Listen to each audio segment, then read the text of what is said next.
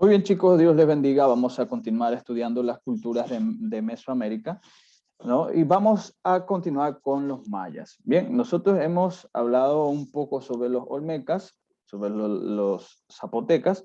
Hoy vamos a tratar un poquito sobre los mayas, que fue una de las culturas más importantes, culturas prehispánicas más importantes, que se sentaron obviamente en nuestro territorio. Bien, en nuestro territorio me refiero al continente americano. Bien, ellos se desarrollaron en diversos países, como México, la actual México, Belice, Guatemala, Honduras y El Salvador. Bien, esta cultura, la cultura maya, conocida por su sorprendente astrología, por su calendario, por su sistema numérico que añadía, por ejemplo, la figura de el cero, ¿no? Algo simbólico que representara cuando hay falta de unidad, por ejemplo, entonces el cero fue utilizado por los mayas. ¿Ok? Esta cultura muy interesante, muy importante en cuanto a su economía. La agricultura fue la base de su economía, ¿verdad? Utilizaron la técnica de la roza, ¿verdad? Que es renovar el suelo, ¿no? Constantemente. Posteriormente construyeron las primeras ciudades con sistemas de siembra de terrazas, ¿no? Pequeños andenes que servían para cultivar, sistemas de irrigación y rotación de cultivos, ¿no? Alternaban la cosecha del maíz con la yuca y el camote. Bien, el maíz tenía una connotación bastante profunda, bastante religiosa. Según el Popol Vuh, que es su libro religioso más importante, el ser humano está hecho de maíz, ¿verdad? Es el último molde, el molde perfecto está hecho de maíz. Bien, ellos también sembraron algodón, tabaco, cacao y zapallo, ¿no? Utilizaron abono, es decir, estiércol de animales. Bien, en cuanto a su arquitectura, cada familia habitaba en los campos, ¿no? En los campos de cultivo, y existía una gran distancia entre una casa y otra, ¿no? Había un centro administrativo, ¿no? Y las las viviendas estaban ubicadas alrededor de este centro administrativo, ¿verdad? Al que se acudía para participar en ceremonias religiosas, recibir disposiciones del gobernador local, ¿no? Alrededor de la plaza central se edificaban monumentos religiosos, administrativos y los campos de juego de pelota, ¿no? El Uyama, ¿ven? Que era el juego mesoamericano, que sería, digamos, una antesala o sería un antecedente de lo que conocemos hoy como el fútbol, ¿verdad? Ok. En el 900 después de Cristo, estas ciudades fueron abandonadas, posiblemente por crisis entre familias y autoridades políticas. Algunos se unieron con inmigrantes de otras grandes ciudades como la Teotihuacán. Es ahí como resurgió nuevamente la civilización maya. Desarrollaron conocimientos matemáticos y astronómicos. Bien. Con la llegada de los españoles, esta civilización se encontraba en pleno descenso. Ya los mayas estaban en pleno descenso cuando llega Hernán Cortés y los españoles al territorio de Mesoamérica. En cuanto a la religión, eran politeístas, tenían diferentes dioses, los principales se relacionaban a la agricultura y al clima, ¿no? Poseían rituales complejos como oraciones, ayunos, sacrificios humanos, entre otros, ¿no? Practicaban danzas, los juegos de pelota, el llama, ¿no? Que tenía una connotación también religiosa, ¿no? Era, además de religioso, también un espectáculo, ¿no? La estructura social era una sociedad cerrada, es decir, no podía trasladarse de un estamento o de una clase a otra. No se podía hacer eso, por eso es una sociedad cerrada. Todas las personas que vivían en un mismo distrito estaban emparentadas entre sí. Los que descendían del hijo primogénito del fundador del distrito se encargaba de las tareas del gobierno. Las familias estaban compuestas por comerciantes o agricultores.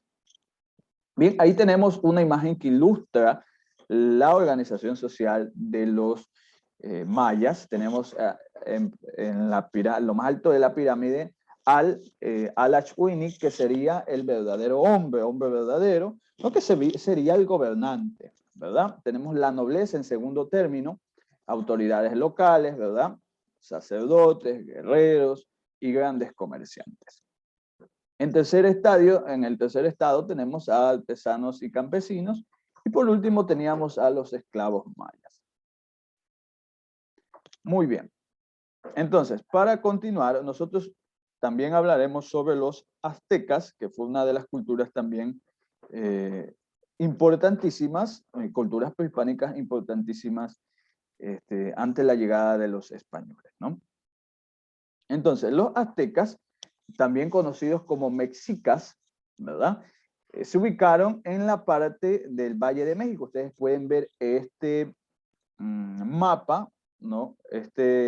En el Valle de México fundaron su capital, conocida como Tenochtitlán, bien, Tenochtitlán era el nombre de la ciudad, el imponente. Bien, ustedes pueden ver aquí en el lado izquierdo, ¿verdad? Aquí, donde está junto al punto celeste, ¿no? Que representa el lago Texcoco, ¿verdad? Entonces, la capital del Imperio Azteca fue Tenochtitlán. Bien, esta ciudad importantísima, Tenochtitlán, que cuando Hernán Cortés la vio, y los españoles vieron esta ciudad que era imponente, bien, se sorprendieron por su arquitectura y cómo la habían construido. Bien, la imponencia de esta capital azteca. Bien, la economía de los aztecas también se basaba en el cultivo de la tierra, la agricultura, ¿no? Ellos al principio hicieron islotes, es decir, islas flotantes, ¿verdad? Estas islas flotantes se conocían como chinampas. Las chinampas eran especies de balsas en las que se ponía tierra, se las cubría con tierra y se podía cultivar en ellas. Bien, los aztecas, con un entendimiento importantísimo, una inteligencia muy buena, querían aprovechar lo máximo posible para la agricultura. Bien, crearon islas flotantes, bien, con balsas, bien, como balsas, y en ellos empezaron a cultivar.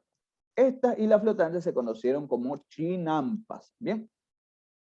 En estas islas flotantes y los terrenos que tenían para la agricultura, ¿no? Ellos obtuvieron el maíz, el frijol, el tomate, el jitomate, el chile, el cacao, la mora y entre otros productos característicos de la producción azteca.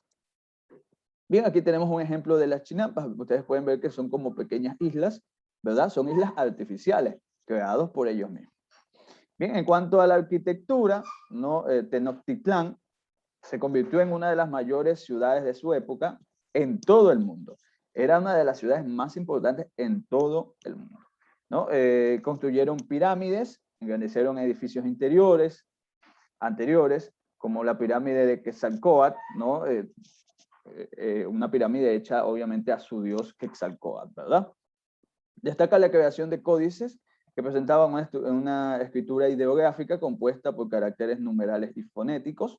Estos estaban hechos de hojas vegetales y pieles de animales y se piensa que tuvieron fines administrativos. Bueno, la mayoría de estos códices fue destruido porque los españoles pensaban que eran demoníacos, ¿verdad?